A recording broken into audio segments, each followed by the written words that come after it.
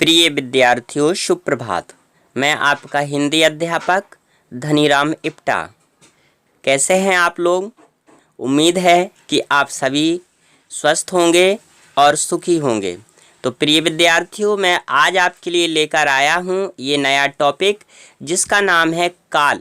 जी हाँ, काल।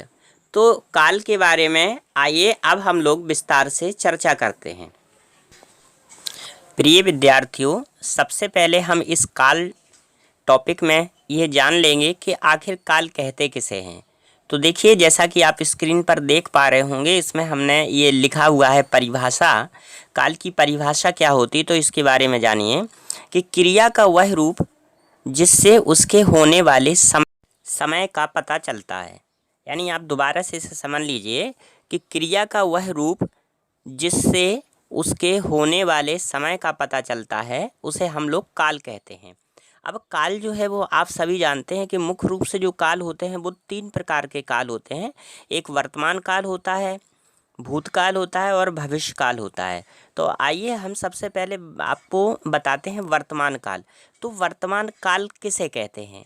देख लीजिए, क्रिया के जिस रूप से उसके जारी समय में होने का पता चले उसे वर्तमान काल कहते हैं। यानी क्रिया के जिस रूप से उसके जारी समय में, जारी समय जिसे हम देख पा रहे होते हैं वो जारी समय कहलाता है। तो जारी समय में होने का पता चलता है उसे हम कहते हैं वर्तमान काल।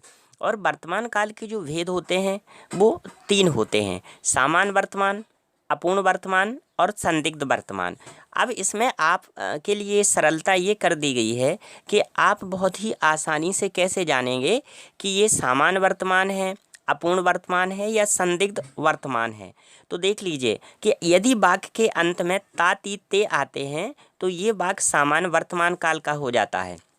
जैसे हम अभी इसके उदाहरण दे रखे हैं, लेकिन आप अभी और समझिएगा। दूसरा होता है अपूर्ण वर्तमान काल। तो अपूर्ण वर्तमान काल का मतलब होता है कि यदि वाक्य के अंत में रहा, रही, रहे होते हैं तो वो अपूर्ण वर्तमान काल कहलाता है।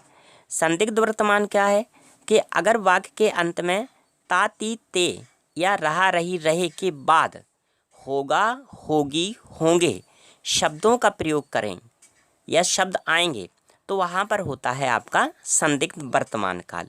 इसको ज़रा एक बार फिर से समझ लीजिए, क्योंकि ये लगेगा आपको भविष्य काल की तरह, लेकिन ये भविष्य काल बिल्कुल नहीं होगा।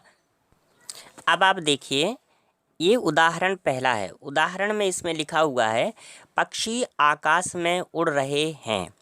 देखिए, पहला है पक्षी आकाश में उड़ते हैं। तो ये वाक्य के अंत में क्या आया? ते हैं आ गया। छात्र पढ़ता है तो क्या आ गया? ता है आ गया। मीरा भजन गाती है तो क्या आ गया? गाती ती है। यानी आप यहाँ देखिए, ता है, ती है और ते हैं। तो पहले ही हमने लिखा था सामान्य वर्तमान काल में क्या होता है कि वाक्य के अंत में यदि ता ती ते आते हैं तो ये सामान्य वर्तमान काल का वाक्य होता है। अपूर्ण वर्तमान काल का देखिएगा, पक्षी आकाश में उड़ रहे हैं, रहे हैं।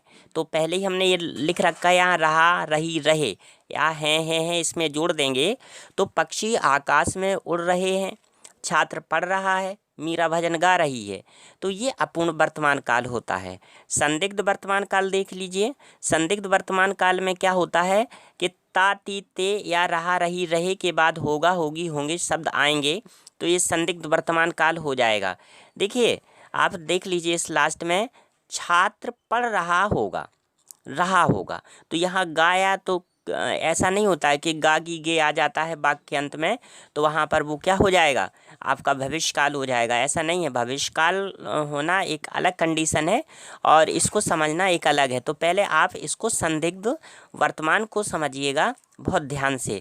देखिए, जो हम भविष्य काल की बात करते हैं तो उसमें क्या होगा? होगा, हो यानी गागी गी तो आता है, लेकिन वो डायरेक्ट आता है। कैसे? राम जाएगा तो राम जाएगा, राम जाएगा, लेकिन उसके बीच में रहा जाएगा या रहा जाएगा, रही जाएगा, ऐसा कुछ भी नहीं आया। तो देखिए, पक्षी आकाश में उड़ते होंगे, ते होंगे, छात्र पढ़ता होगा, ता होगा, मीरा भजन गाती होगी, ती होगी। तो ये संदिग्ध वर्तमान काल है, ये आप भविष्य काल कभी ना समझिएगा। इसके बाद देखिए, छात्र पढ़ रहा होगा, माँ भोजन बना रही होंगी, बच्चे खेल रहे होंगे। तो हमने पहले ही आपको बॉक्स में ये समझा दिया है शॉर्ट में कि ता ती ते या रहा रही रहे के बाद होगा होगी होंगे शब्द आएंगे तो यहाँ पर हमारा संदिग्ध वर्तमान काल हो जाएगा। अब आप देखिएगा स्टूडेंट्स भूतकाल के बारे में। तो भूतकाल होता क्या है इसके बारे में आप समझ लीजिएगा कि क्रिया की जिस रूप से उसके बीते हुए समय में होने का पता चले, क्रिया के जिस रूप से उसके बीते हुए समय में होने का पता चले उसे भूतकाल कहते हैं। और भूतकाल के जो भेद हैं वो कितने भेद हैं? भूतकाल के जो भेद हैं, भूतकाल के भेद होते हैं आपके 6 भेद होते हैं। जैसे सामान्य भूतकाल, पूर्ण भूतकाल, अपूर्ण भूतकाल, आसन्न भूतकाल, संदिग्ध भूतकाल, हेतुमत भूतकाल। ये हमने आपको सब दे रखा है, अब आप इसे समझिएगा, बड़े ध्यान से समझिए कि पूर्ण भूतकाल क्या होता है। वैसे आपने जो जाना था कि क्रिया के जिस रूप से उसके बीते हुए समय में होने का पता चलता है वो हमारा भूतकाल होता है। और भूतकाल के 6 भेद होते हैं, ये भी आपने जान लिया।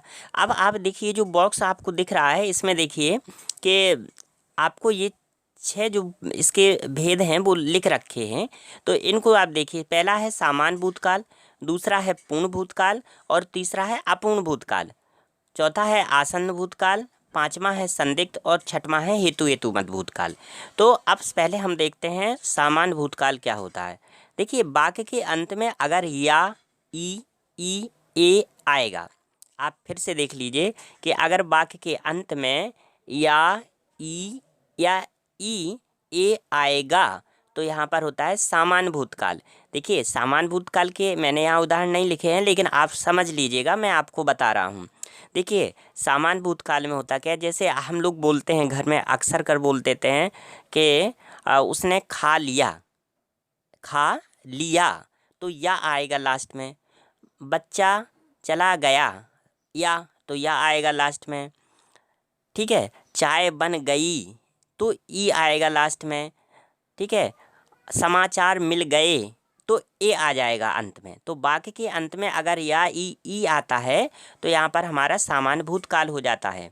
इसके बाद होता है पूर्ण भूतकाल। तो पूर्ण भूतकाल बहुत आसान होता है कि अगर वाक्य के अंत में था, थी, थे आता है तो ये पूर्ण भूतकाल हो जाता है।